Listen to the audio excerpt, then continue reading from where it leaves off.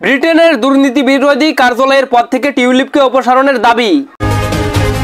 ব্রিটেনের দুর্নীতি বিরোধী কার্যক্রম থেকে সরে আসার জন্য ক্রমবর্ধমান চাপের মুখে পড়ছেন ক্ষমতাসীন লেবার পার্টির মন্ত্রী ও বাংলাদেশের সাবেক প্রধানমন্ত্রী শেখ হাসিনার ভাগ্নি টিউলিপ সিদ্দিক। অর্থ আত্মসাতের সহায়তার অভিযোগ ওঠার পর তাকে দুর্নীতি বিরোধী কার্যালয়ের ফাইন্যান্সিয়াল সেকশন ইমপ্রিজমেন্টের পদ থেকে সরে যাওয়ার আহ্বান জানিয়েছে বিরোধী দলের এমপিরা। ব্রিটিশ সংবাদ মাধ্যম ডেইলি মেইল জানিয়েছে, বাংলাদেশের রূপপুর পারমাণবিক বিদ্যুৎ কেন্দ্র প্রকল্প থেকে নিজ পরিবারের সদস্যদের 4 বিলিয়ন পাউন্ড আত্মসাতের সহায়তা করেছেন বলে অভিযোগ বাংলাদেশ দুর্নীতি দমন কমিশন দুদক। এ বিষয়ে তদন্তও শুরু করেছে তারা। রূপপুর পারমাণবিক বিদ্যুৎ কেন্দ্র নির্মাণের কাজ করেছে রাশিয়ার রাষ্ট্রীয় মালিকানাধীন company Rosatom, Russian federation state atomic energy corporation. সংবাদ মাধ্যমটি বলছে, ফাইন্যান্সিয়াল সেকশন ইমপ্রিজমেন্ট অর্থাৎ আর্থিক নিষেধাজ্ঞা বাস্তবায়ন কার্যালয় দায়িত্বে রয়েছে টিউলিপ সিদ্দিক। ইউক্রেনের হামলার সঙ্গে রোসাটমের সংশ্লিষ্টতার অভিযোগে এর সঙ্গে যুক্ত 45টি আর্থিক প্রতিষ্ঠানকে নিষেধাজ্ঞা দিয়েছে ব্রিটেনের এই সরকারি দপ্তর।